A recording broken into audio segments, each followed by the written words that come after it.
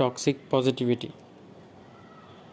হ্যাঁ, মুসলিম হিসেবে আমাদের বিভিন্ন সময় ধৈর্য ধারণ করা উচিত, বিভিন্ন সময় আমাদের অনেক কিছু এড়িয়ে যাওয়া উচিত, বা আমরা কিছু কিছু সময় চুপ থাকি, কিন্তু এটারও একটা লিমিট আছে। অ্যাট এ স্টেজ আপনাকে ওটার এগেনস্টে দাঁড়াইতে হবেই। টক্সিক পজিটিভিটি হলো এমন একটা জিনিস, you are finding positivity in every negative thing.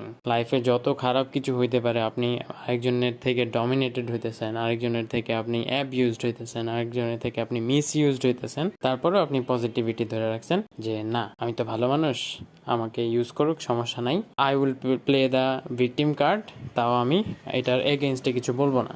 হ্যাঁ, এই জিনিসটা হলো খারাপ।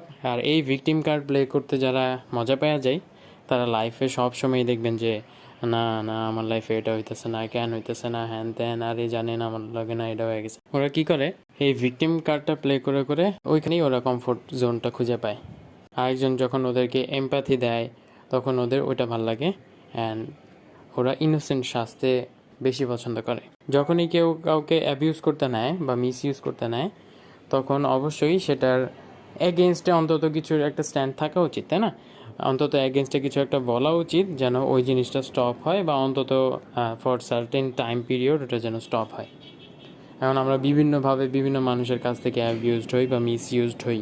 আমরা হয়তো ভাবি যে হ্যাঁ, হয়তো নেক্সট টাইম আমি হইতে দিব না, অ্যান্ড নেক্সট টাইম যখন হয় তখন হয়তো এমন একটা সিচুয়েশন ক্রিয়েট হয়, তখন হয়তো ওই সম্পর্কটা আর থাকে না, তাই না? বা আগের মতো এরকম কনভারসেশন মেনটেন হয় না।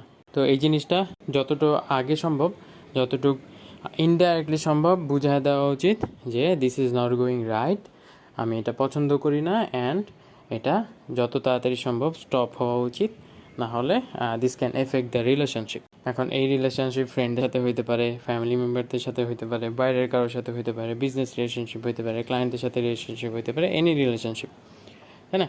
আমরা অনেক সময় বিভিন্ন ক্লায়েন্টের থেকে মিস ইউজড হই, অ্যাবিউজড হই, অনেকগুলো কাজ করায় আমাদেরকে কম টাকা দিয়ে। তখন আমরা ওই পজিটিভিটি, টক্সিক পজিটিভিটি নিয়ে বসে থাকি যে আরে ভাই, আমি তো দিন শেষে একটা ফিডব্যাক পাবো, 5 স্টার রিভিউ পাবো। আপনি ওই 5 স্টার রিভিউ পাবেন নাকি সেটাও কিন্তু শিওর না। আলটিমেটলি কিন্তু ওই ক্লায়েন্ট আপনাকে ব্যাড রিভিউ দিয়েও যেতে পারে, অ্যান্ড ইভেন আপনার নামে রিপোর্টও করে দিয়ে যেতে পারে, যদি ওই ক্লায়েন্ট খারাপ হয়, এরকম অ্যাবিউজ হয়। কারণ আপনি যদি ওই পজিটিভিটি নিয়ে বসে থাকেন, অ্যান্ড আলটিমেটলি যদি প্রজেক্টটা শেষ করতে ট্রাই করেন, যেটা হয়তো আপনার অনেক আগে থেকেই সাপোর্টের মাধ্যমে ক্যান্সেল করে দেওয়া উচিত ছিল, আপনি কিন্তু আর নতুন প্রজেক্টে মুভ করতে পারতেছেন না, তাই না? আপনি আপনার লাইফে আগে যেতে পারতেছেন না। আপনার হয়তো মেন্টালি যে স্ট্রেসটা খাইতেছেন, ওটার জন্য হয়তো আপনার অফলাইন রিলেশনশিপগুলো এফেক্টেড হইতেছে। আপনি হয়তো কারোর সাথে বেটারভাবে কথা বলতে পারতেছেন না, কোথাও হয়তো যাইতে পারতেছেন না, কোথাও কাউকে হয়তো ভালোভাবে রিপ্লাই দেন না মেজাজ খারাপের কারণে।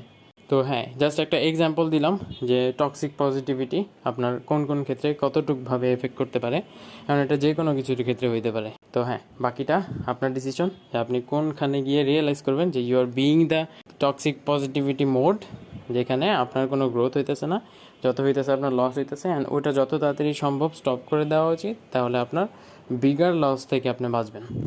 তো এতটুকু ছিল শেয়ার করার। বেস্ট অফ লাক অ্যান্ড আল্লাহ হাফেজ।